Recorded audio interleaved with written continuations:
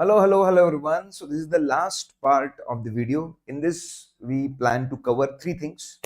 So we plan to cover finish off chapter number 17. In that, we'll finish off investigation, and after investigation, forensic audit, and then so these two things, and then the third one, the last chapter number 18, that is on sustainable development. So guys, let's finish off this part.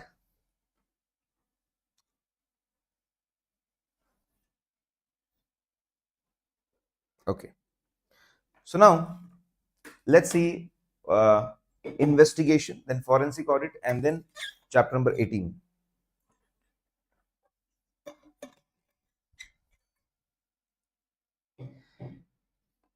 Okay. Now, so a lot of similar words, all of them must be appearing very similar, but there's a small difference in them. Now, investigation versus audit. Okay. In audit, the ultimate objective is fixed: to give opinion on financial statement, whether they're as per applicable financial reporting framework, whether they give true and fair view. But in investigation, there is a specific purpose, and this purpose can keep on changing. This purpose can be to establish a fact, to validate a fact, to find out whether such and such thing has happened, whether cost of production is so much, whether price of the land is so much, whether fraud has happened, how much amount of fraud was there, who did the fraud, establish a fact, or evaluate a situation, whether to invest into partnership, whether to provide a loan, and so on. So is it either to establish a fact or assess a particular situation? Audit, there's only one objective, one constant objective, but in investigation there's a specific purpose, and this can be to establish a fact or to evaluate a situation, and it can keep on changing. There is a big and basic difference. So there is a big difference. There is a big difference when we talk about objective. Objective of both the assignment is different. Okay. Establish a fact or assess a situation. Then when we know the concept, when we talk about applicability, audit is generally mandatory to a lot of entities, mandatory to companies and many other entities, and voluntary for others. When we talk about investigation, it is majorly voluntary. Sometimes it can be audited as per Companies Act. Who can perform it? When we talk about audit, chartered accountants can perform it, but when it comes to investigation, any person is having knowledge on how to perform investigation can perform it. Okay. Time frame. So when audit starts, for how much time period covers? When we talk about audit, it can be quarterly, half yearly, yearly. Here in investigation, it may cover several years, 4 to 5 years, or maybe certain part of the year. Then the coverage in audit, what we are going to cover and how we are going to cover things, what we are going to check and how we are going to check, that is scope, that is governed by law. May tell us requirements, standards on auditing. Here again, law, or there can be engagement letter which specifies what is expected from you. Then we talk about when we start the assignment, preconception. In audit, there is generally no preconception. In investigation, there is generally a preconception that maybe the fraud has happened, maybe this person has done the fraud. Okay, so there can be preconceptions. When we start the assignment, in audit there is a sampling, and here it is a detailed assignment. In audit, we closely evaluate, major focus on what are the accounting policies, whether they are as per the generally accepted accounting principles, accounting standard, they are properly disclosed, followed and disclosed. There is no focus on accounting principles, their implementation or disclosure. Evidence in audit is majorly persuasive, but here it is majorly conclusive.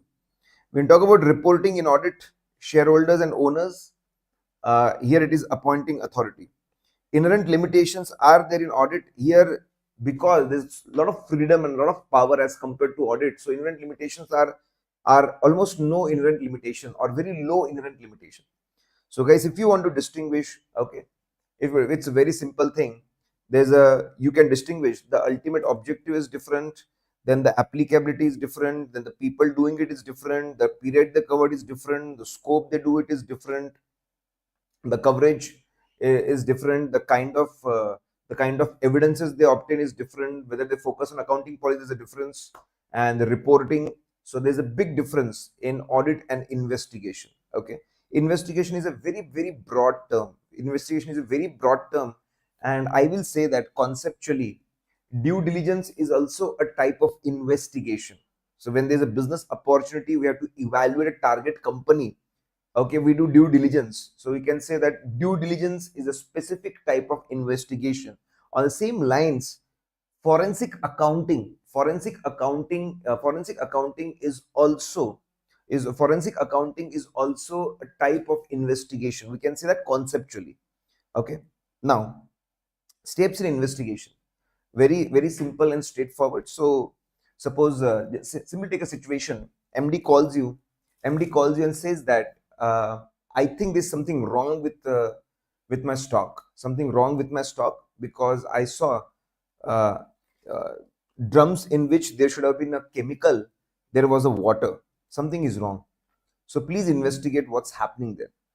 Okay, so it's very simple step, and these steps are very important because the same steps are applicable to forensic accounting also. So step number one, you go and meet CEO, and you know, that's only a story. You go and meet the authorities, the appointing authorities, and try to understand what's the objective, what's the purpose. Okay, you want to find out whether a fraud is going on in your godowns. Okay, we want a clear instruction. You want to have whether fraud is going on, and if fraud is going on, what is the amount of the fraud and who did the fraud. Okay, you want to know. This is the objective. What is scope? You want to cover all your 5 godowns or only 2 of them, and how many years you want to cover, 5 years or 10 years. So there's that, cover all the 5 godowns and cover 5 years. So step number one is pretty simple. Go to appointing authority. You sit and discuss what's the ultimate objective, what's the purpose of this particular assignment. Clear set of instructions should be there, and clearly it should be specified what is the period you are going to cover and which locations you are going to cover. Okay, the scope should be there. So objective and scope should be clear. Step number one, go and discuss with appointing authority objective and scope. Okay, then step number two, you went and met the CFO to develop the investigation program. So develop the investigation program. So when you develop investigation program, you need to understand the nature of business. So it was a chemical business. They mix multiple chemicals to make a new chemical for the industry. Then you understand the nature of the business, then the structure. There are 5 godowns, there are 5 plants. Okay, fine. And we got what's happening, and client wants to know about the fraud of these 5 locations and 5 years. Okay, great. Now, and keep updating this knowledge. So understand the knowledge, obtain the knowledge of the business, the structure, and what are their expectations. Keep it updating. So we decided a very simple thing. For each location, what we'll do is we'll see what is the production, and we'll do the reverse calculation. What should be the consumption of the raw material? For 5 years, we are going to do a very simple thing. We are going to do reverse calculation. What should be consumption? And along with that, we will also get, for 5 years, we'll also find out what is the actual consumption. Okay, so we'll do reverse calculation, get the expected consumption, we'll see the actual consumption, and we'll compare it. This is our program. Great. Then we went to the godown and met the godown manager, production manager, and started collecting the evidence. We started collecting production details of 5 years. What is the ratio of raw material required, and so that we can do the reverse calculation. We started collecting the evidence. Then we went to the godown. We wanted to have complete information for 5 years. What the opening balance, purchase, closing balance, so that we can find out the consumption. Okay, get the evidence. It should be complete, it should be accurate, it should be convincing, and we'll corroborate it and then accept it. Finally, step number 4, we again went to CFO. Let's analyze the things. Let's analyze the facts and figures. So we started doing the calculations. Facts and figures. We started doing calculations. What is the expected consumption, actual consumption, and started comparing it. But then be careful. Be careful whenever you are doing the analysis and you're doing the comparisons with different periods or different entities. You should be careful. Economical consideration over a period of time change. Political consideration change. Nature of business change. Competition changes. Okay, so be careful. Always keep in mind that economical situation, the broad economy, below that political, below that nature of business, then below that competition, keeping in mind that things change over a period of time. So you may need to adjust year 1, year 2, year 3, because maybe that time technology was different. Okay, so when you are trying to interpret data, be careful. Interpret data. While interpretation of data, keep in mind these things, and then you make conclusion. So it's very simple. Analyze the figures, interpret the data, and then you make the conclusions, keeping in mind so and so things. Then finally, we went back to CEO and the findings, that as per your instruction, we have the findings, and the findings say that out of 5 locations, there's a fraud in 2 locations, and there's a fraud for past 3 years. There's a massive difference between consumption as per go down and what is the actual consumption. What should have been the consumption? The actual consumption is much more. That means the theft is happening at your godown, in 2 godowns for past 3 years. And this is especially there the moment you had appointed new suppliers. 3 years back you appointed new supplier, and after that this is happening. So supplier and the godown manager may be involved. Let's freeze, guys. So there are 5 steps. Just a minute, guys, don't worry. There are 5 steps. Step number 1, you meet CEO, clear the objective and scope. Write in your own words, guys, don't worry. Objective and scope. You meet CFO, understand the nature of the business, understand nature of business, structure, what they want, keep it updating. Then you went to the godown production manager, collect all the evidences, relevant evidences, check its reliability, completeness, accuracy, is it convincing. Then you go to again for analysis, do the analysis, interpret things, draw conclusion, keep in mind few things. They're very important few things which need to be kept in mind. And then finally you come back, you get the you tell what are the findings as per the instructions given by the client, and who has done wrong. So if you remember this particular flow, guys, you'll be able to remember this for long time. Okay. Now, let's see special issues in investigations. What are special issues in investigation? So what are special issues in investigation? Let's see, guys. So if there's a dispute, people will ask for favor and working papers. So if there's a dispute, people will ask, if the dispute is going on, people will ask for favor and working papers. Let's see, dispute and conflicting claims. Many times investigators are appointed whenever dispute is going on in an organization. There are 2 set of people fighting with each other, and one appoints us so as to prove another person wrong. So disputes are there, people are biased, they give biased information, they have preconceived, they have perception, and they try to impose that perception on us. So we should be very careful that the dispute may be going on, people may be biased, they may give you inappropriate information, prejudiced. So keep in mind to listen to all the parties and try to interpret the data without any bias. Okay, so that is dispute. So these are the special things. What is special issues? So when investigation is going on, you are supposed to take care of the special issues. D is for dispute. Then futuristic statement. Okay, so when we are doing investigation, we are analyzing thing and trying to draw conclusion. Okay, so be careful. We are trying to draw conclusion. You can always analyze the you can always analyze the past trend, and you can specify and assume that that is going to continue in future, that okay, cash flows are going to continue, in future.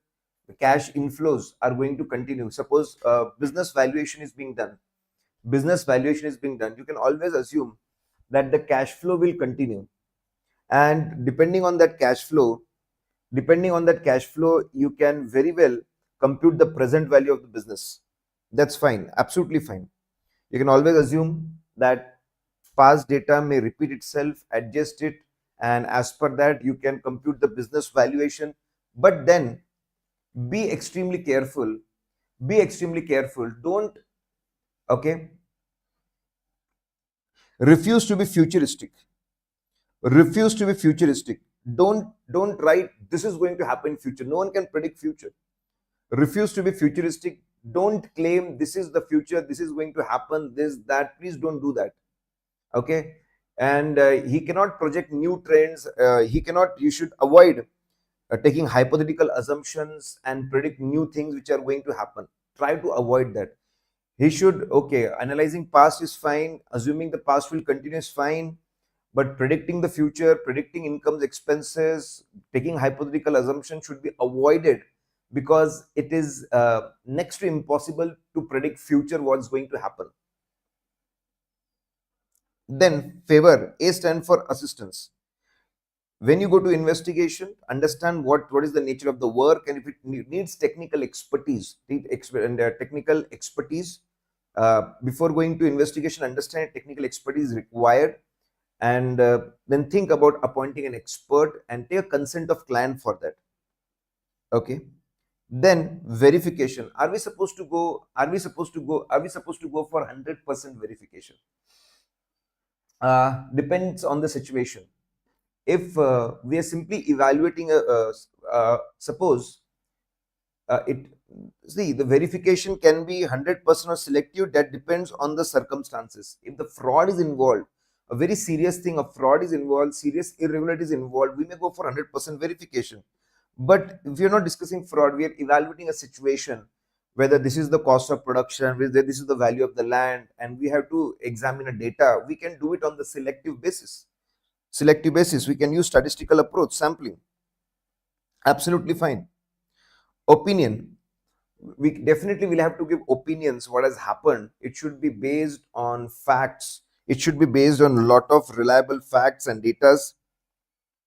If not able to establish facts, okay, if you're not having sufficient data, qualify that, clearly say that on these things we cannot comment, or disclaimer, I cannot comment anything.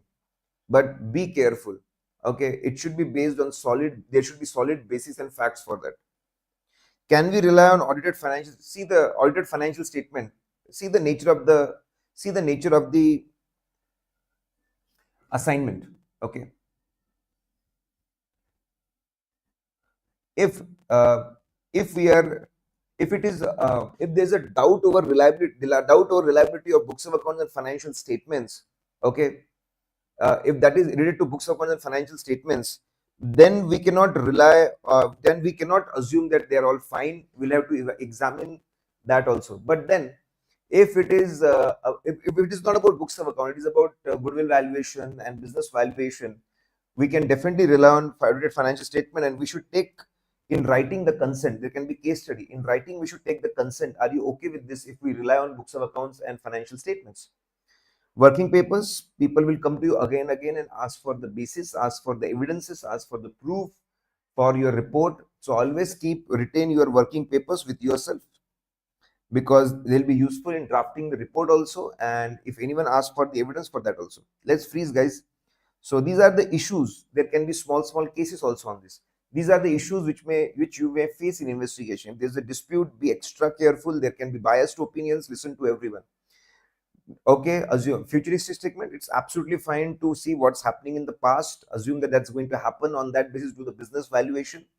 But don't make futuristic. Don't make futuristic statement. Don't claim what is going to happen. Don't make new trends, hypothetical assumptions. You should always think whether experts assistance will be required, and you should take clients consent before taking the assistance. Verification, 100% or selective depends on the situation. If there's a fraud, 100%, otherwise it can be selective also. Opinion should be based on fact. It can be qualified, and disclaimer also. Audited financial statement depend. If we did to audited financial statement, we may examine it. Okay, and if it is something else, we may take clients in writing clients consent. Okay, you can rely on the books of accounts financial statement and use it, and working paper, simply retain it.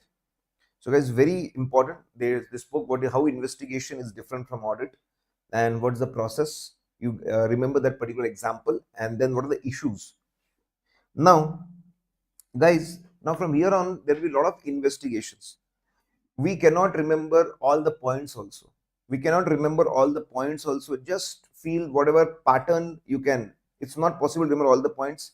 Whatever pattern you can remember, flow you can remember, just catch it and write as per that. Okay. Now, special aspects in connection with business investigation. Suppose they're asking business investigation. We are investigating the business. How good is the business? If you are investigating the business, how good is the business? How strong is the business? What are the strengths, weakness of the business? What you're supposed to do? So they're saying that first, most important, focus on their turnover. Then next, very important, you focus on profits. Focus on profits, and how much money they are going to need for working capital. So broadly, there's a focus on turnover. Okay, turnover. What's going to be the turnover in future? What's going to be profit in future? And what amount of money need to be pumped in the working capital for the future? So focus on this. When we are going for business investigation, focus on these three things. Okay. Now, when it comes to turnover, they say that go and see the past trend, and as per that, what is the expected trend and expected revenue sales of the company. Go and see that. Then also take into consideration what is the how well is the what is going to be the state of economy in future, and political stability of the nation, because that affects a lot. If economy is growing, turnover may further grow. There's a political stability, turnover may further grow.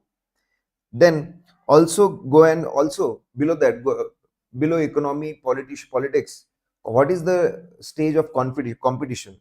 In past there was no competition, future there will be competition, people may increase, or there can be mergers and competition may reduce. What is going to be the status of competition? That's going to affect the turnover a lot. And then marketability, whether there are new areas or products we can explore. It's very simple, guys. Go and look at the past trends. That's the first thing. Then when you go to the future, see the state of economy, see the state of politics, then you go and see the competition, and then very simple, whether there is a future marketability. So we have put it in a sequence. The most important points are taken first, and then step by step next. Okay, we have numbered them also. Then when it comes to future maintainable profits, go and understand the facts. How good were the profits in the past? Whether they were stable, whether they were fluctuating, what were the reasons? Okay, if they are fluctuating, extraordinary income expense was there, adjust it, remove the effect. Okay, uh, remove the effect. Then you compute the average. Then also see whether there will be temporary factors in future, give its effect. So first you go and see the past, what were the profits, whether fluctuating, whether extraordinary items, remove that, take the average. Then on the basis of average, you predict the future. If you see that there will be temporary increase, decrease, take its effect also. Then it should be on the base or on the basis of a P&L statement. P&L statement which should show profit after all the expenses and depreciation, and if there are extraordinary income expenses, it should be highlighted and it should be excluded from the analysis. Then you should see one more thing. How are the profits behaving as compared to capital? What is the return on capital employed? Is it improving? Is it declining? Okay. And if it is declining, what are the reasons? So you focus on the profit, and then finally focus on the working capital assessment. Ratio of inventory turnover ratio. So if inventory turnover ratio, turnover divided by inventory, okay, is the ratio improving? If the ratio is improving, increasing, it's a good sign. You are going to need less working capital. Okay, but if look at inventory turnover ratio. If inventory turnover ratio is deteriorating, more money will be required in working capital. Then go and see the credit terms, trade payable. If trade payables, they are ready to give you more time, less working capital will be required. Okay. Then what will be effect of inventory trade receivable if turnover increase? Go and see if turnover increases, whether you are going to need more inventory drastically, more money in debtors, and whether creditors are going to give you more credit. See those points in. So from that we'll understand how much money need to be invested in working capital. Okay. So guys, when it's business investigation, you focus on the turnover, you focus on the profits, you focus on how much money we need to be invested in working capital, and decide then you decide what capital investment should be made in a particular business. Now, under Companies Act, Section 210 and Section 213. No need to go in the section, guys. And under Section 210 and 213, government ROC authorities can announce the investigation into the affairs of the company, ownership of the company. This is a very common answer. If they talk about investigation as per Companies Act, it's a very, very simple and common answer. You can write it everywhere. Okay. So if the investigation, so first of all, investigation to affairs of the company. What do the affairs of the company may include? So central government or ROC may announce investigation into the affairs of the company. They may ask investigator to focus on what the source of money, from where money is coming, where they've invested their money, what kind of assets they have acquired, what kind of contract they have entered, what kind of income expense they are having. So what was the source of money, in which business they have invested, in which assets they have invested, what kind of contracts, revenues, expenses they are having. That's affairs of the company. So step number one, appointing authority issues. The most important thing in step number one in these uh, statutory investigation, appointing authority, whoever, central government, ROC, they are going to appoint investigator, and they are going to give terms of reference. Very important terms of reference. You can say that the term of reference are instructions. Okay, these terms of reference to the investigator, and that's going to be very, very important thing. It should be in writing. It should be in writing. And investigator should clear investigator should clearly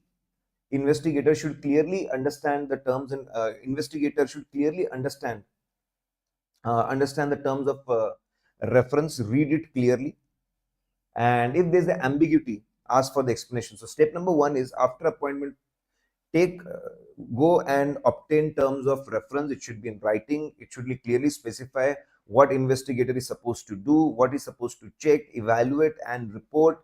If there's ambiguity, get it clarified.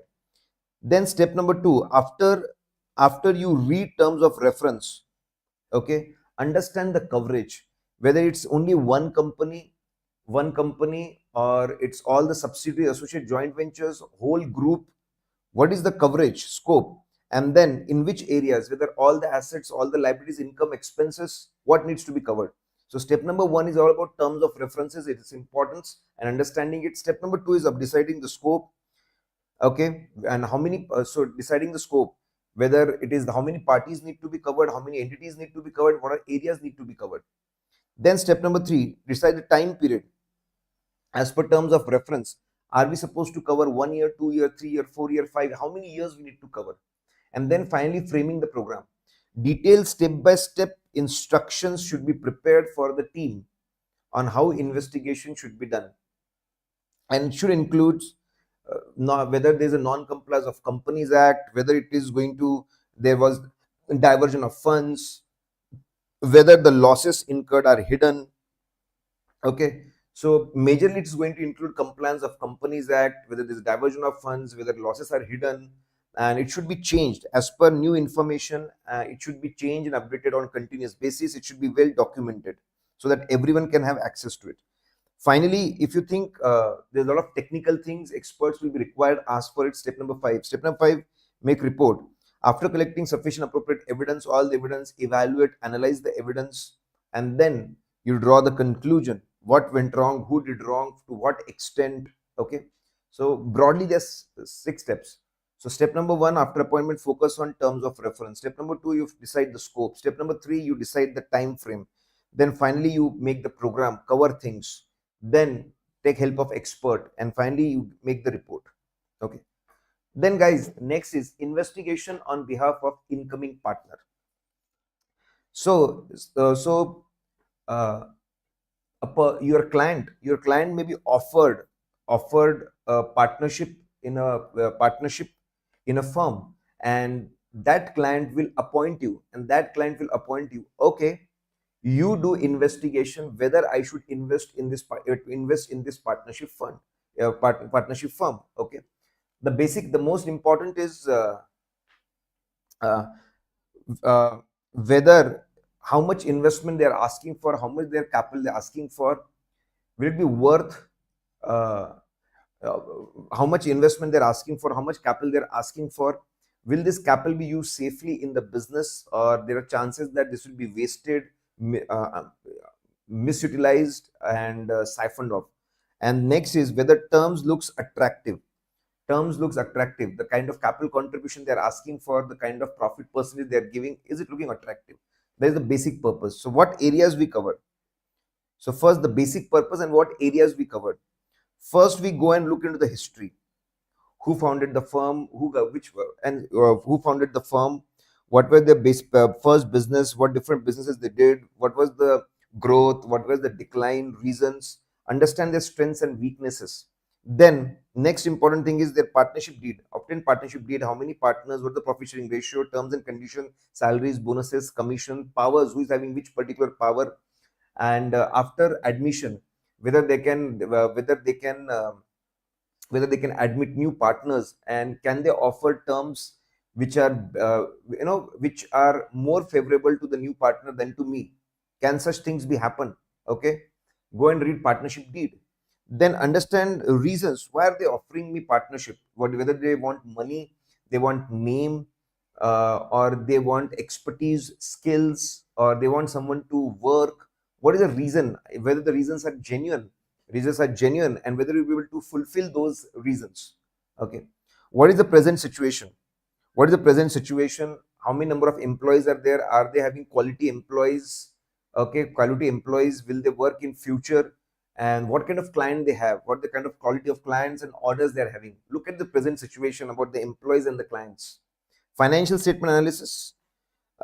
See the past profit turnover over the years, profitability over the years, capital employed over the years, rate of earning over the years, assets and liability positions, whether assets are overvalued, liabilities are undervalued, whether goodwill is appropriate, goodwill tangible appropriate, whether liabilities are properly recorded, whether unrecorded liabilities are there. Go and look into it. So guys, that's how you remember. The basic purpose is very simple. I'm putting a lot of money, whether this money will be safe, whether there are chances that I'm going to lose this money. And the next is whether terms are favorable. And what do you focus on? You first focus on the most important thing. You try to understand the history. That's going to teach a lot. Then you are going to focus the next thing, current year partnership deed. The most important, from past we understand the history, current year we did the deed, then we understand the reasons. Okay, then we understand the reasons, and finally we understand the present situation. Okay, then we understand the present situation. So and then the financial, if you remember the broad headings and write in your own words, it's absolutely fine. Nothing else you need to do, nothing more you need to do. Just focus on the broad headings and explain in your own words. Okay, now Investigation for valuation of shares in private company. So many times you will be called to value the shares of private companies. Okay, private companies. So if that is the case, you should go and ask the purpose.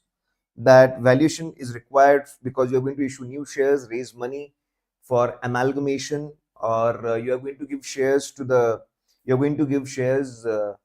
technology provider, finance provider, or shares are valued for the purpose of loan. You should understand the purpose. What is the basic purpose? Uh, why this share valuation is happening? You should understand the base. You want it to be valued on which base you want it to be valued on the basis, okay, on the basis of assets, or on the basis of revenue. You want to value it on the basis of assets, you want to value a basis of the sales or base of profits. Okay, so go and understand the purpose, what base they want, and a lot of things need to get into consideration. Also ask whether the shares will be having any restrictions or there is free market. So once you know a few basics, this is the introduction part. You know the purpose, you know what kind of valuation they want, and you know whether the shares are free for trade or there are some restrictions. There are two major methods of valuation. First is net worth based valuation. Whether we're going to focus what's the net worth, that is assets minus liability, whether assets should be properly valued, market value, especially intangible assets, and liability should be properly there. And then second is profit oriented. Okay, so we see profit of past 5 to 7 years, understand it, uh, adjust it for extraordinary items, take the average. On that basis, we predict the future, what's going to be the future profits, and on the basis of that future profits, we capitalize it and get the value of the business. There are two methods we talk about. Okay, so you simply get the introduction part. You talk about two methods. Preferential valuation is very simple. You know the dividend which you are going to get, then you know what kind of yield people expect and what kind of interest rate are going on, and depending on that, simply discount dividend. Preferential is very simple. You know what kind of dividend you are going to get, and simply use the discounting model, present value, get the proper discounting it depending on the industry, the risk levels, adjust it. Okay, and you discount it and you'll get the value of preference shares. Now when you talk about net worth basis, you talk about assets where all the assets are taken, the proper value, where the revaluation was done. Some of the assets like raw material replacement costs need to be taken. Value of goodwill is very important. It should be properly estimated. So when it comes to net worth basis, asset valuation is critical. When it comes to yield basis, profit basis, okay, future profits, try to understand what are going to be future profits, how you are calculating, how you are taking the average, how you are predicting, whether it need to be adjusted for economy and other factors.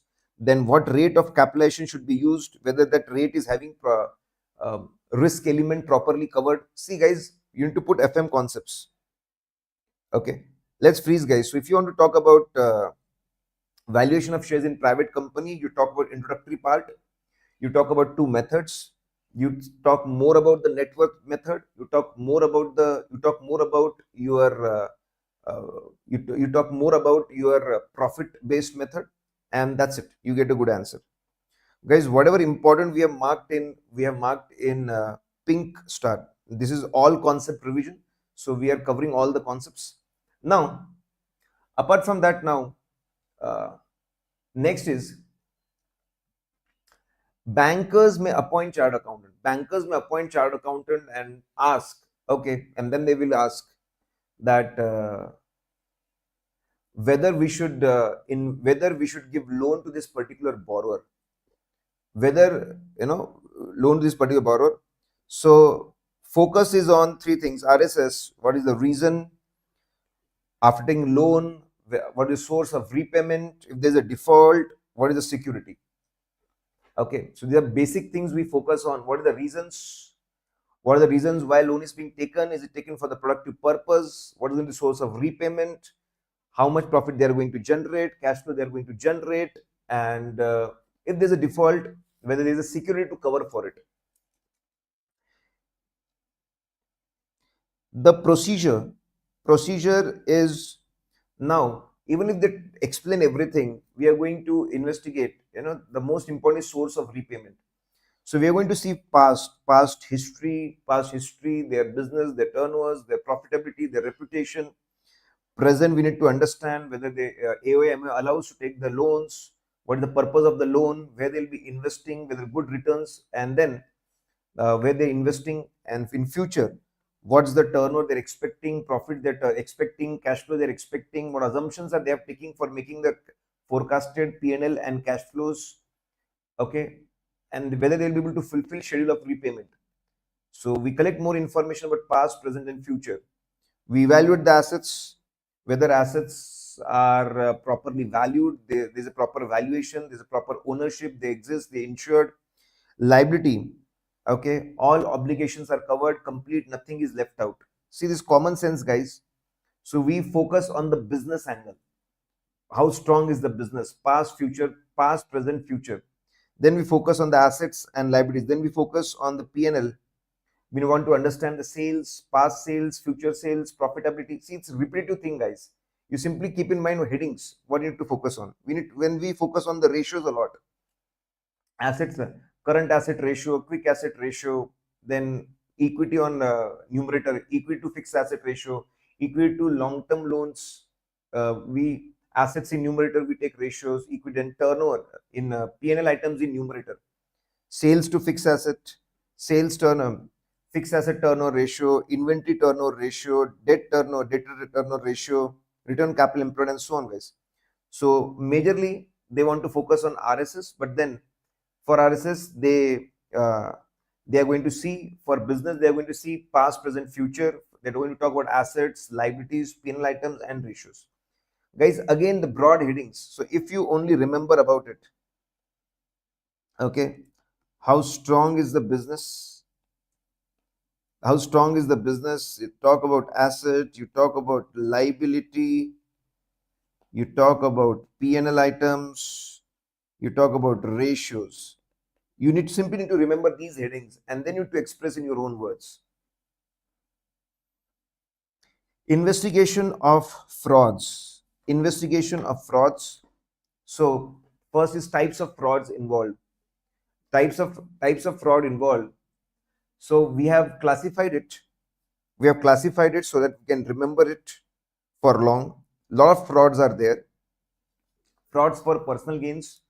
So in companies, people take bribe, and after taking bribe, they do fraud. They purchase items which are not required. There are fake purchases. They are excessive payments. Okay, these are very common. So they are frauds for personal gains. They are corporate frauds. Corporate frauds generally focus on manipulation of financial statements so that valuation of shares can be tampered with. So they try to increase the profit. Generally, they try to increase the profits, reduce the expenses. There can be advance billing even before the sale has happened. There can be advance billing. There can be dummy shell companies to whom sales can be shown. Or fake expenses can be shown. There can be money laundering activities. So in corporate frauds, there can be manipulation of financial statement, okay, boosting the revenue, reducing the expenses. There can be diversion of money to shell companies, dummy companies. Fake purchases are shown, payment is done to them, or there can be money laundering. Either financial statements are manipulated, either money is diverted, or black money is converted into white money. Money laundering is there, especially businesses where a lot of cash is involved. Restaurant business can be used for money laundering, okay. Wherever donations are received, charitable institutions can be used for money laundering. So they may say that they received the cash and they convert it into cash, into white money. Money laundering may happen. Next is fraud at operational level. Fraud at operational level. Okay. Now what is that, guys? Now employees can do fraud in the cash or stock. There can be payment side. Now P is payment side. There can be tampering of payments. There can be fake There can be fake purchases, excessive purchases at higher rate. Okay, purchases can be there. That can be the fraud.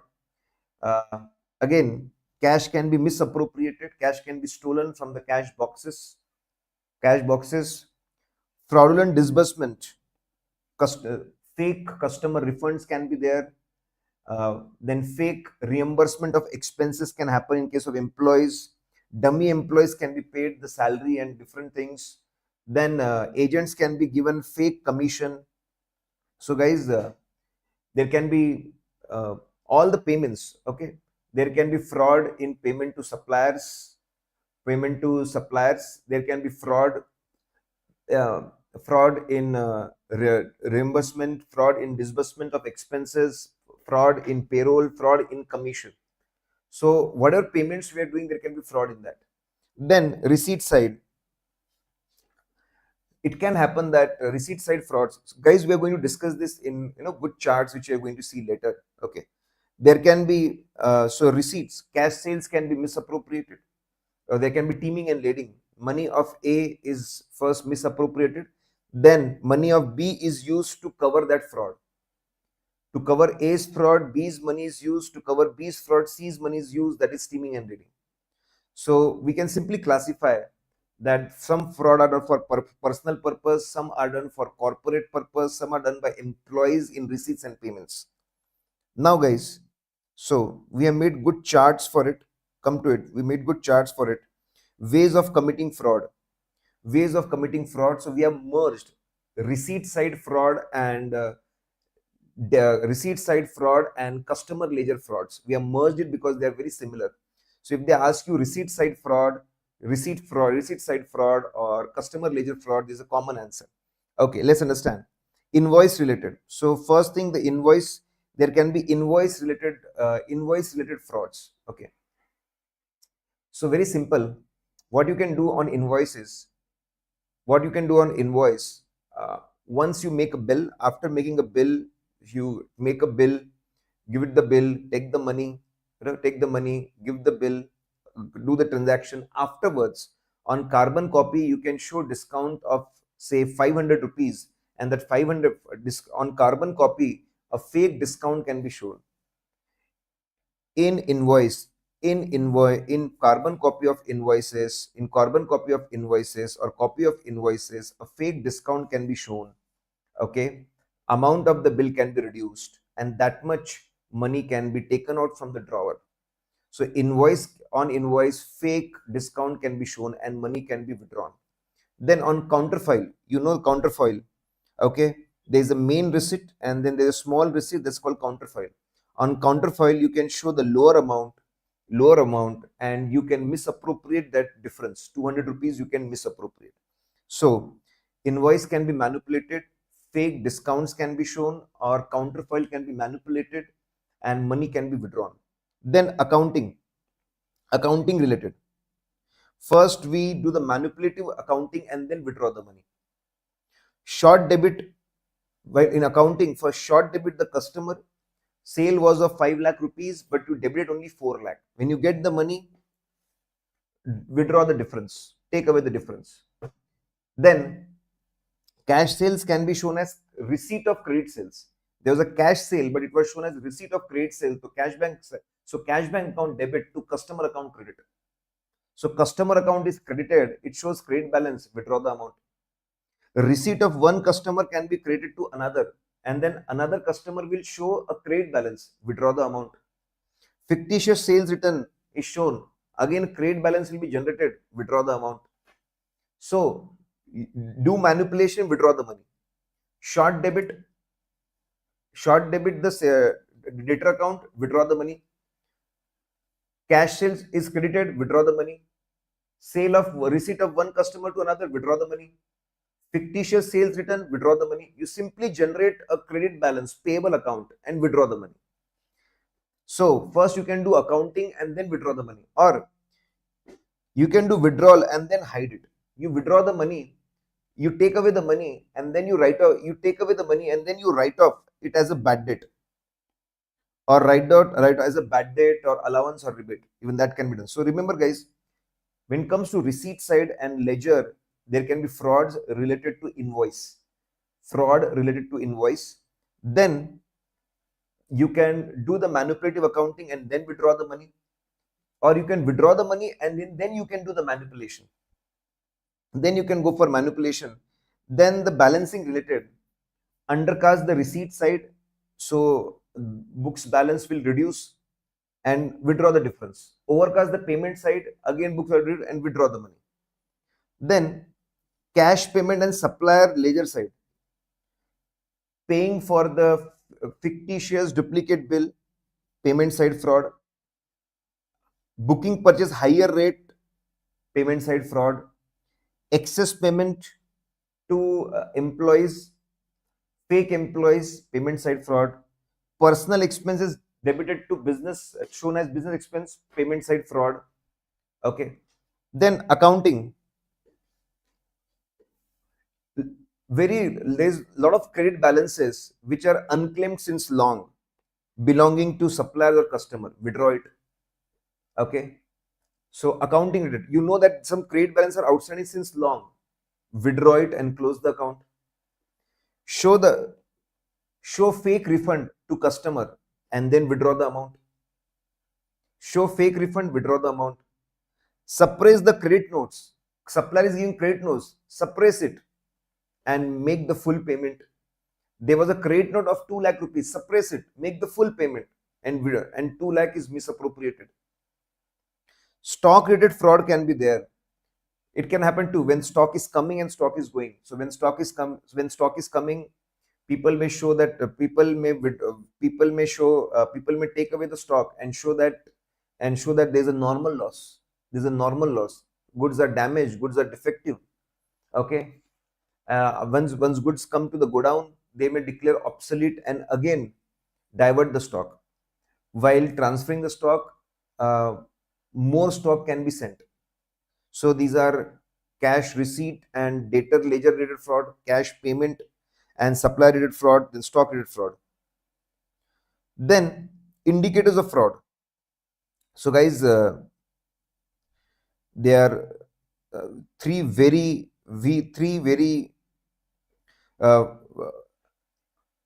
in fact 4 indicators. So what do you mean by indicators? If there are circumstance situation which shows that the fraud has already happened, that's called indicators. So discrepancies. So if there's a big mismatch, if the trial balance is not getting tallied, something is discrepancies in accounting records. There's a mismatch in accounting records. Things are not getting tallied. There's a mismatch of trial balance, discrepancies in accounting records. Okay. There are entries before and after the office hours. So discrepancies means you see something unusual in accounting records. You see entries at non-office hours, there's a discrepancy. You see entries from the IDs which are deactivated, that's a discrepancy. You see things are not getting tallied, that's a discrepancy. So if you see unusual things in accounting record which are not normally there, that's an indicator of fraud. Conflicting or missing evidences. Conflicting evidences. Inventory is not tallying. Debtors ledger and debtors are not tallying. Okay, so these are conflicting. Things are not tallying with each other. There's a conflicting. So if there's a conflicting evidence, something is wrong. Missing evidences. Documents are missing. Something is wrong. There's an indicator of fraud. Management response are unacceptable. The kind of reasons they're giving for increase, decrease in income expense, they're not justified. Something is wrong. The justification they're giving for ratio is not there proper. Something is wrong. Okay. Other indicators can be there. Very different from the industry. Accounting policies are different. Estimates are different. Okay. So indicators of fraud. Indicators of fraud, therefore, CMO, Chief Minister's Office.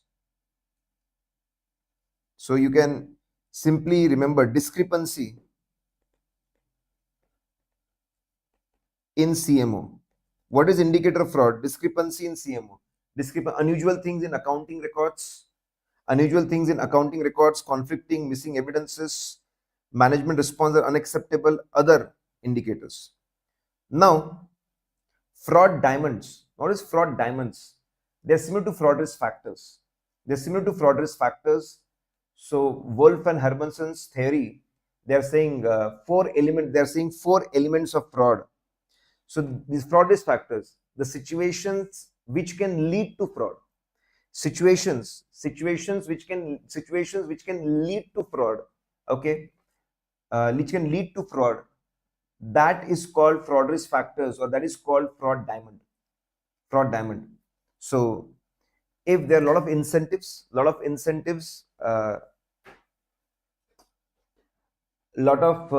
employee stock option, lot of ESOPs, bonus, commissions, top management, for that they may do the fraud. For incentives, people may do the fraud. If there's an opportunity, highly sellable, movable, marketable items are there, okay, so there's an opportunity to do the fraud. There is strong reason, rationalization. We are paid less than the industry. So we are paid less than the industry. So people may go for fraud. People may go for fraud. Okay. People may go for fraud. That is, but people may go for fraud. That is rationalization. Okay. They have strong reasons or capability. They may have certain extraordinary computer skills. Okay. With the help of which it's very easy to do the fraud. So these are fraud diamonds, they are saying. So they are very similar to fraud risk factors. First three are fraud risk factors. Next, one extra thing they have added. Response to fraud risk. What auditor should do? Okay. Guys, what auditor should do if there is a fraud? Let's understand. If there is a fraud risk, responses. So the biggest area where fraud can be done is they can manipulate accounting policies to increase the revenue or decrease the expenses. So they're saying, as an auditor, if you feel frauds can happen, first go and evaluate the most important thing, accounting policies, and be unpredictable. Incorporate a lot of surprise element. What you are going to check, how you are going to check, who is going to check. There should be unpredictability, surprise elements, so that they should not get the time to hide the fraud, to conceal the fraud. Always keep in mind that there can be management override of internal controls. Management override of internal controls. So management override internal controls, see whether management is having superpowers, passwords, which they can manipulate things, change things, no one will come to know about it. So be careful when you show trust on internal control systems. So three things: as an auditor, focus on accounting policies. There's a big place where manipulations can happen. Always be unpredictable, and always keep in mind there can be management overhead of internal controls. Then go and once, so basic approach is simple. Okay, be unpredictable, focus on the accounting policy, be careful with controls. Go and assess fraud risk factors. Are there circumstances which can become reason for the fraud? Where there are fraud risk factors, assess them. Okay, there's a fraud risk. Depending on fraud risk, have effective audit procedures. Performing more test of details, effective audit procedures. Using year end instead of any other date, effective audit procedures. Okay.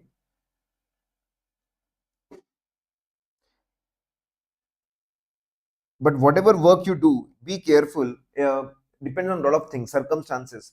How good is the preparator? How sophisticated is the fraud? It will depend on that. And if you come to know about the fraud, communicate it. So they're talking about the responsibility, guys. They're talking about responsibility, focus on accounting policies, show surprise element, and be careful. There is management override.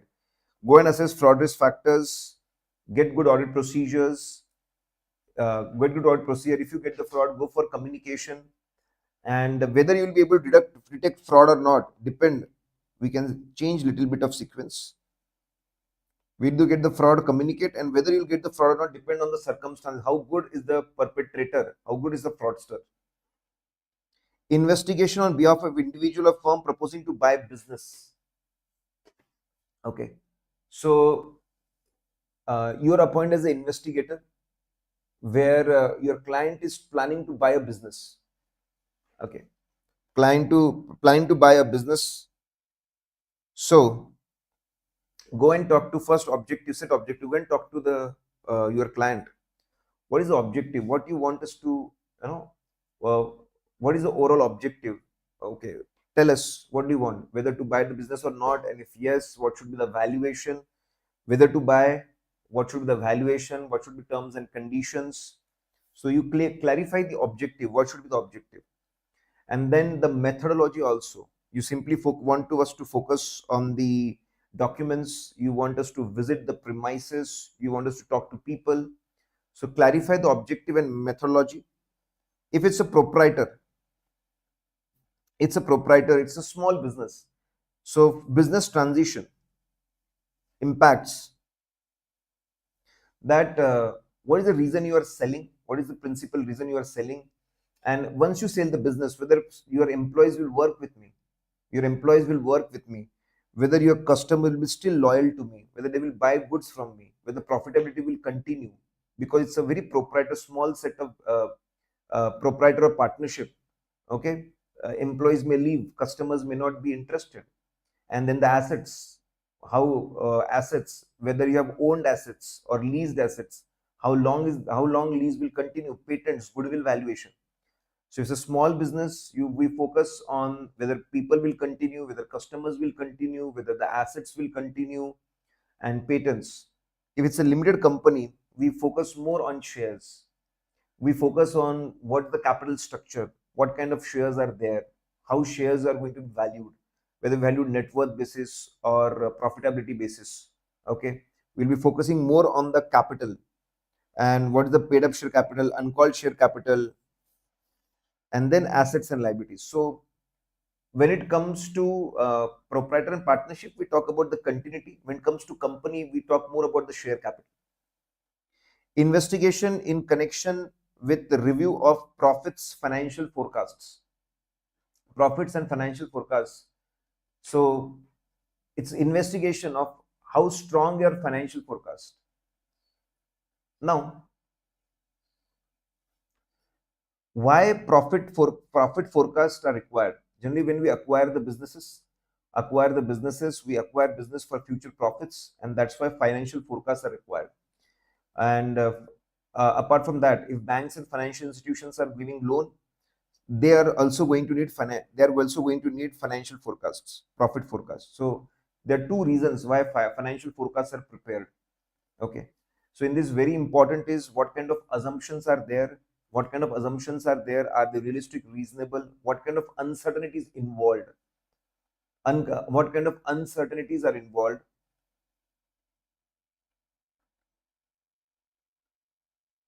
And be careful, this is not the regular audit procedure, so the kind of evaluation is going to be different. So if there's an investigation, explain these are the reasons. You need to focus on assumptions, uncertainties. You need to be very careful because it is different from regular audits. Guys, you need to catch hold of headings, and you need to catch hold of broad headings and explain in your own words. Catch hold of broad headings, explain in your own words. That's the only solution. And focus more on the things which you have marked important, which are there in the question bank. Now, next is forensic. What is forensic? What is forensic? Now, anything which is acceptable in the front of authorities, in the front of court, okay, then if any evidence is going to be acceptable in the front of the authorities, in front of court, okay, then that's a forensic evidence. The word forensic comes from Latin word forensic, meaning on or before the forum, appropriate for courts, for public discussion, argumentation. So it's very simple, guys.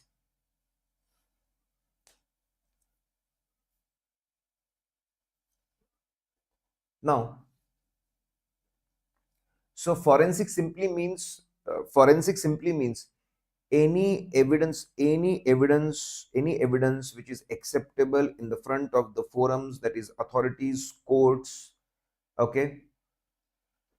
That is forensic. So forensic simply means collecting the evidences, collecting the evidences, collecting the evidences, and trying to collect such evidences which are acceptable in the front of the courts and authorities. Okay, so that is forensics.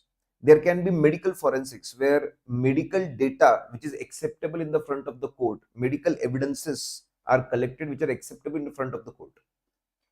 Okay, that is medical forensics. Then there is IT forensics. That means we use information technology. IT knowledge is used to get the evidence which is acceptable in the front of the court. For example, tally data may not be acceptable. The ledger which is there, the bank account which is there, bank account in tally may not be acceptable, but then a bank statement which is having stamp of the bank, that is going to be acceptable. So you can say that it is collecting high quality evidence which is acceptable. That is forensics. Now what is forensic accounting? Now we know, to get the data which is acceptable in front of authorities, that is forensic. Now what is forensic accounting? Forensic accounting means using the knowledge of the accounts. We know how vouchers are prepared, how primary books, secondary books, trial balance. We know the accounting knowledge. We have knowledge of auditing, how to collect evidences. We have knowledge about investigation. Using the accounting knowledge, auditing knowledge, investigation knowledge, using all this knowledge, skills to get the evidence which is acceptable in front of the court and authorities, that's called forensic accounting. That's called forensic accounting. And it can be used in variety of cases. It can be used to prove who has done the fraud, what's the amount of the fraud, who has done the fraud, what's the amount of the fraud. Okay, it can be used for this. It can be used if there is a dispute, to resolve the dispute.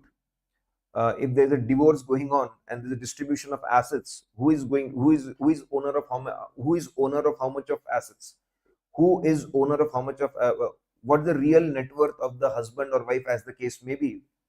Forensic accounting can be done. So if there is a divorce, forensic accounting can be done. If there is a claim, forensic accounting can be done. So same thing they are explaining. So when we use our accounting knowledge, our auditing knowledge, investigation knowledge to get high quality evidences which are going to be acceptable, that's forensic accounting. That's what book definition also says the same. Collect, analyze, evaluate collect, analyze, study, evaluate the evidences. Okay. So we know what is forensic audit. We know what is forensic accounting. Now, what do you mean by red flags? So red flags are indicators. Red flags are indicators, warnings, situations. Okay. So red flags are indicators or warnings of the danger or inappropriate things. So red flags are indicators that something is wrong. They are warning that something is wrong, something is not proper. Financial performance red flag. Okay, financial performance red flags. So if there is sudden decline in sales and profitability, sudden decline in profits, sales and profits, something is wrong. That's a financial performance red flag. Okay, or sales is increasing but profit is not increasing, there's a red flag. Cash inflow is not increasing, there's a red flag. Accounting system red flags.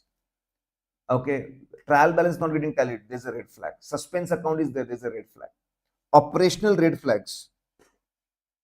Production is increasing but raw material consumption is not increasing, there's an operational red flag. Raw material consumption is much more than production, there's something wrong, operational red flag. Okay, machines are running for longer period of time though production has not increased, there's operational red flag. Behavioral red flags. Excessive expenditure is being done, excessive expenditure, behavioral red flag. Not talking properly to people, behavior red flags. Okay, let's freeze, guys. So we know what is forensic, we know what is forensic accounting. Now we know that forensic accounting and this forensic accountant, he looks for the red flags. The biggest being financial red flags, below that accounting red flags, operational red flags, behavioral red flags. Okay, example of forensics. So there is a letter threatening CEO and his family, demanding ransom. We are going to hurt you, and then we are going to hurt you if you don't pay us money. Investigators come, they see the source of the letter, handwriting of the letter, fingerprints,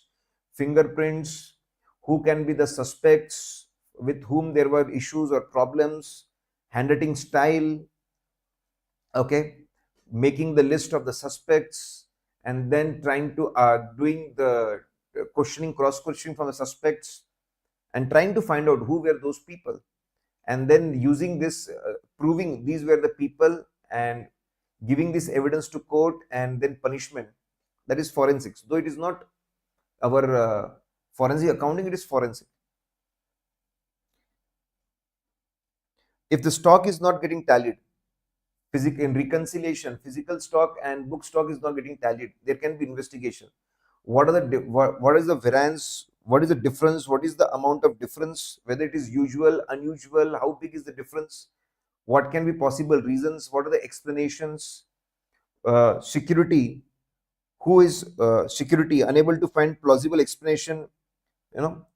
So again, there can be, if there's a difference, why there's a difference, why there's a difference, is it the first time or this happens, what is the amount of difference, who was responsible, whether there's problem with receipt of goods, there's a problem with storage of goods, there's a problem with issue of goods. Focus on all the three aspects, whether goods received were proper, whether there was a pilferage, whether CCTV pilferage was there, whether the goods sent, excess goods are sent, who was supposed to take care of all the three aspects, what are the records with respect to all the three aspects, go into inquiry, what they think, why this has happened, who is bluffing, who is saying unusual things, trying to find out the truth. That is again forensic, that is forensic accounting. You are using your knowledge of, you are using your accounting knowledge, you know how data is entered, you know, have the audit knowledge, investigation knowledge, trying to find out the truth, where this stock has gone, this fraud has gone, who has done this fraud. So they can give some example of forensic and forensic accounting. How it is different from audit? Very different. In audit, the objective is pretty clear, to give opinion on financial statement as per applicable framework. They give true and fair view. Here, objective is pretty different. You try to get the evidence which can be used. You get the very, very good, reliable source of evidence which is acceptable in front of the courts and people in the front of the courts. So, objective is different. Skill sets in audit, you need skills for analytical procedures, test of details, analytical procedures, test of detail skills. But here, skills, more fact finding, more investigative skills are required. Okay, approach, we go test of controls and substantive procedures. Here, approach is we find out the suspicion and go in depth. We go take more and more evidences, document about that thing. So, approaches. In audit, there is generally no presumption. We go with professional skepticism. Here also we try to be neutral. Don't jump on conclusion without evidences. Ultimately, we give opinion audit, and here we get the evidence for the court. So the basic objective is different, skill sets are really different, approach is different, presumptions same lines, outcome is different. Now, talk about forensic accountant professional, what role it plays. So role of PSU, okay, role of PSU in fraud, in so this is a shortcut. R stands for role. Forensic accountant, what is the role? It is analyzing, interpreting, presenting complex financial business issues, understandable, substantial manner, looking beyond numbers. So the role is use the same thing. You use your knowledge of accounting, auditing, investigation, do the analysis, get the evidences, prove them, how reliable they are, how they're obtained, why we should believe at them, and present it to people. That's the role. Okay. A forensic accountant can be a practitioner, it can be CA firm, there can be a practice, or can do as a job also, as a job with insurance companies, banking companies, government agencies. So role is pretty simple, get good high quality evidences, and it can be practice versus job. Skill, always before accepting the assignment, do you have necessary skill and experience, whether forensic exposure to methodologies. You can go for courses before you get any assignment. You should understand what kind of laws are applicable, whether you have knowledge of the law applicable, whether you have knowledge to do this investigation, whether you have gone through proper training to do those investigations, whether you know this industry, and then go for it. And they should have good knowledge about the fraud. So if you simply talk about the forensic accountant, explain what is their role. They can be practice versus employment. They should have good skills and knowledge. They should know different types of fraud, how they are conducted.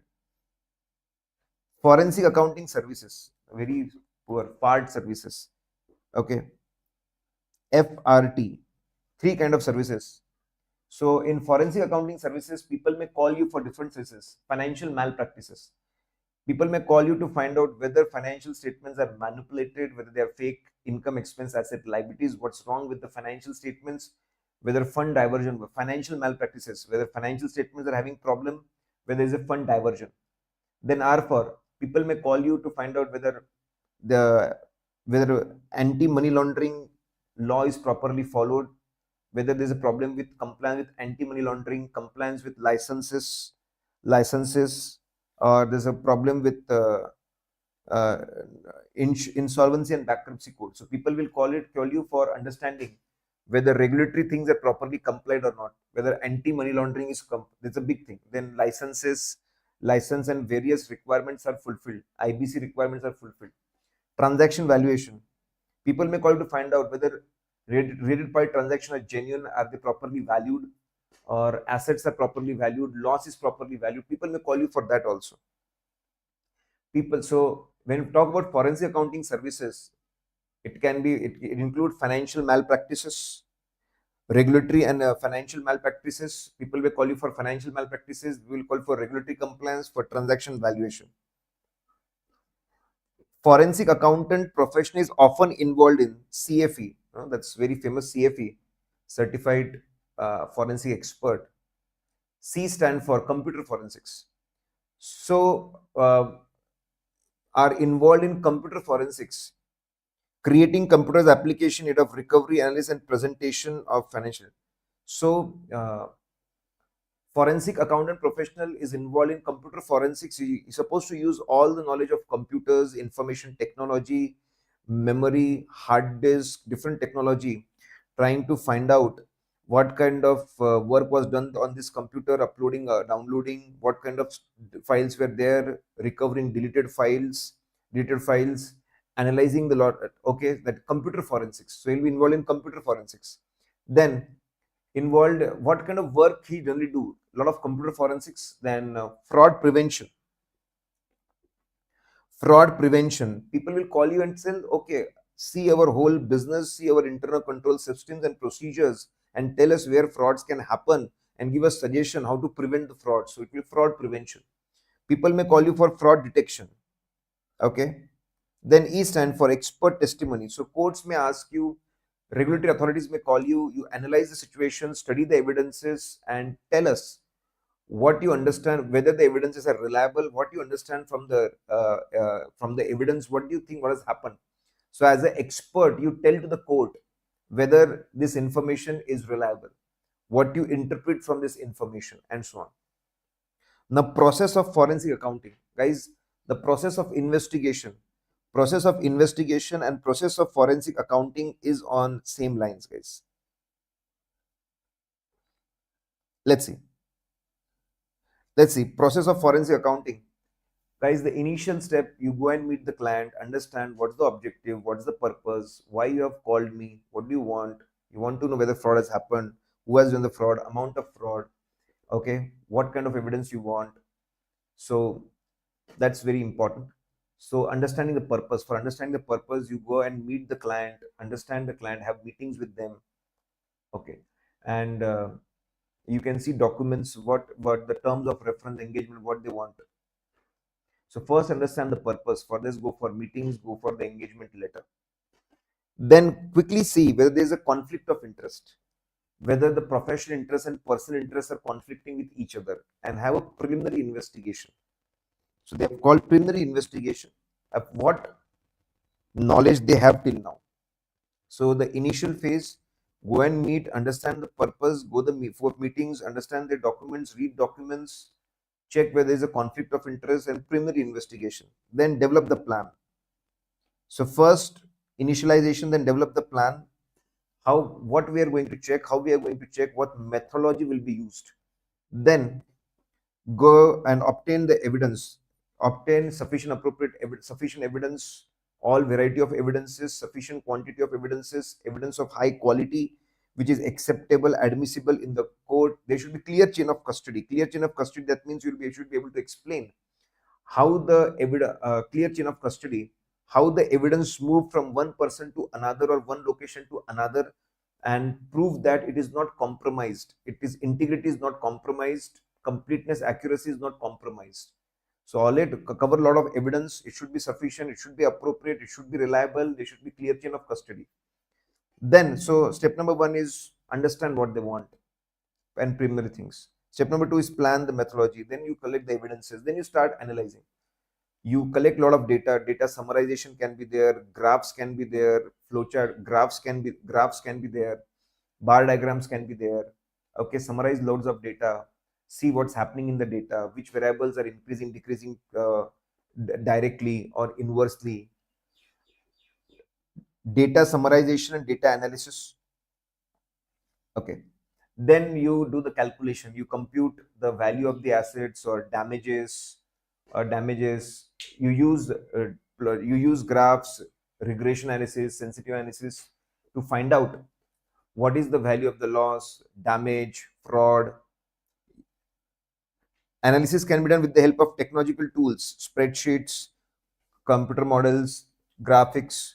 So analysis, get lots of data, do data mining, use technological tools, do the calculations. And then reporting. Make a report. Report should include your findings, whatever they asked for, it should be there, it should be well structured, there should be summary, there should be detail. The complete fraud scheme should be explained, who did the fraud should be explained, what the amount of fraud should be explained. Court proceedings, go and as per agreement, go and attend the court proceeding, present your report, present this explanation, your documents. Okay, and the team, members of the team may be called as a witness. So court proceeding is the additional step. It is very similar to what we study in how to perform investigation. Forensic accounting and investigation report. There should be a written report, of course. So we have forensic accounting and investigation standard. Forensic accounting and investigation standard, FAIS. FAIS 510, which tell us what kind of report should be there. It should be a written report. The elements are there. It's very similar to the audit report. There should be title, addressee, distribution, similar title, introduction, what was the objective, we were called for, what particular purpose, what we have covered, and then give you the summary of results, what ultimately you saw. Just like we have title, intro, opinion, here also we have title, intro, we have scope and objective, summary of the results, and then details, how we have performed the assignment. Explain that we have followed forensic accounting investigation standards, our approach. So we followed the standards. What was our approach? What were the broad findings? Whether expert work was used, what assumptions were taken, and how we reached the conclusion. So title, title thing, the initial introductory thing, then the summary thing, then how we did the work. We use the standards. We use these standards. Okay, what was the approach? What are the findings? What experts said? Assumptions, conclusions. Then few more things related to the report only.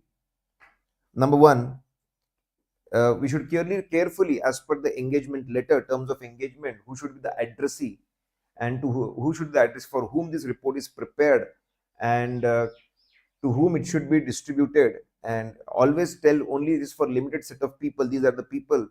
This may not be used. This is not made for everyone else, and everyone else may not use it. Even if they use it, we are not responsible. So clearly address for whom this is. Clearly talk about distribution, who can use it, who cannot use it, and your responsibility. Okay, so when you make report, be careful about addressee and distribution. Then the report content. There is no fixed format.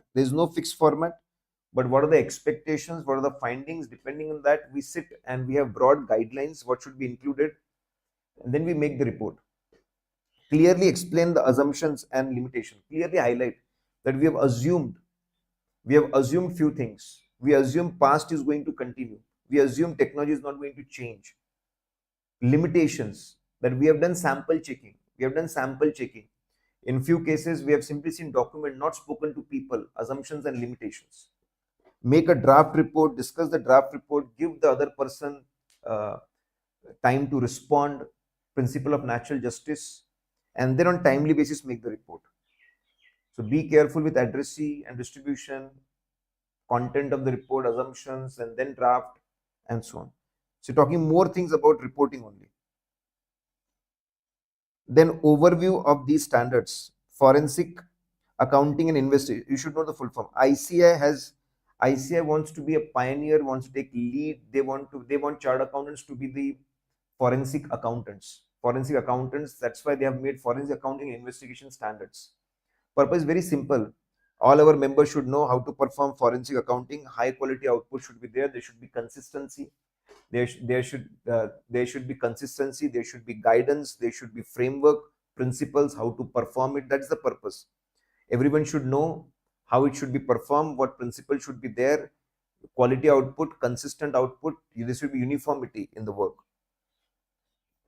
The framework, if we talk about framework, so four inherent components, very important, four inherent components of the standard, basic principles. So basic principles, they may talk about ethical requirements, independent requirement, the foundation basic principles that need to be followed. Then key concepts. So when you go for forensic audit, what are the key specific concepts to forensic accounting, like chain of custody and the most important concept. Then explaining this key concept, there are standards, and for implementation purpose, there's a guidance. So there are basic principles, there are key concepts. Based on these key concepts, there are standards on how to do forensic accounting, how to plan for it, how to execute it, how to make report, and then there's a application part in guidance. Forensic accounting and investigation standard. Broad level objective. Why these are prepared? Broad level objectives. Why this prepared? Regulators have a lot of expectations from forensic accountants, so that those expectations are fulfilled. Okay. Now, what can be expect? Why these standards are there? So everyone understand what is forensic accounting. Even regulator understand forensic accounting. Uh, uh, then professional minimum how to perform the assignment. Those standards are there. Users expectation, indication of service quality, from what kind of quality you can expect. Is guidance to everyone on implementing and related practical issues. What are the broad objectives? Why these standards are prepared? Okay. So why the standards are there? So biggest one is regulator. So we are able to explain, so that regulators are able to understand what is forensic accounting, what are the principles, how it is planned, executed, and report is made, how much reliance you can show on the report, what you can rely on, what you cannot rely on, what are the assumptions, limitations. So regulators better understand these assignments. Okay.